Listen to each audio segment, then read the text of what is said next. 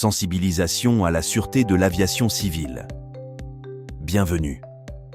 Dans cette vidéo, nous allons explorer les contre-mesures en sûreté de l'aviation civile. Tout d'abord, nous commencerons par une introduction. Ensuite, nous aborderons les aspects législatifs. Par la suite, nous examinerons les aspects techniques. Enfin, nous terminerons par les aspects physiques. Commençons avec l'introduction. La sûreté de l'aviation civile est un enjeu essentiel pour garantir la sécurité et la sûreté. Pour y parvenir, un ensemble de mesures strictes est mis en place, regroupées sous le terme de contre-mesures. Ces contre-mesures s'appuient sur 3 piliers fondamentaux, les aspects législatifs, techniques et physiques. Nous allons maintenant aborder les aspects législatifs. Le cadre juridique de la sûreté aérienne. Le premier pilier de la sûreté aérienne est le cadre juridique. Celui-ci se compose de lois nationales et internationales, de conventions et de réglementations établies par l'Organisation de l'aviation civile internationale, OACI. Ces textes définissent les normes et les procédures à respecter par tous les acteurs du transport aérien pour garantir un niveau de sûreté optimal.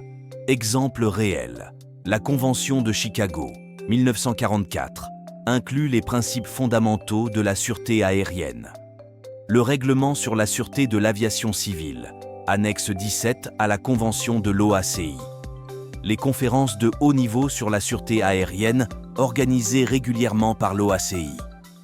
Les lois, décisions sur la sûreté de l'aviation civile par la DGAC tunisienne.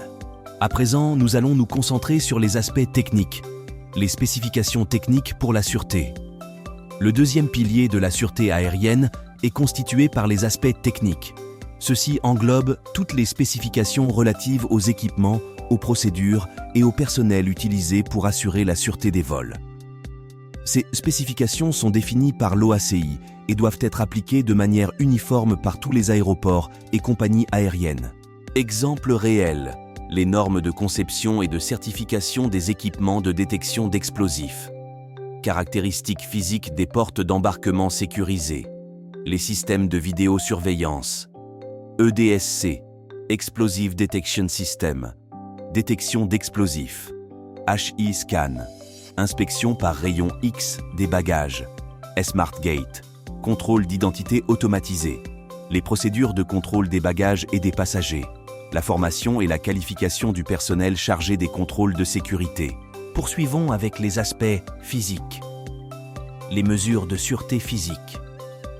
Le troisième pilier de la sûreté aérienne est constitué par les mesures de sûreté physique.